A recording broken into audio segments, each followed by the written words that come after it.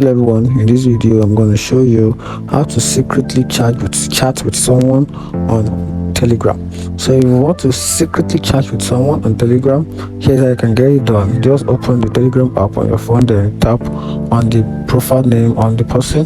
So this is the person I want to secretly chat with. So I'm just going to tap on the profile name of the person. Once I tap on it, I'm going to tap on this 3 icon, which is more body.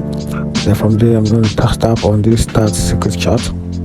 Going to tap on it, then you can see, are you sure you want to start a secret chat with kitty cat? I'm going to tap on yes. So why I'm waiting for this particular user to come online so that we can secretly chat together on Telegram, and this actually comes with end-to-end encryption and it is self-destructive, and forwarding messages are not allowed in this type of chat, and sometimes they are self-destruct timer. So once the chat is done, once they're done with the chat automatically deletes itself, and that's it. If you find the video helpful, like and follow for more. Thank you.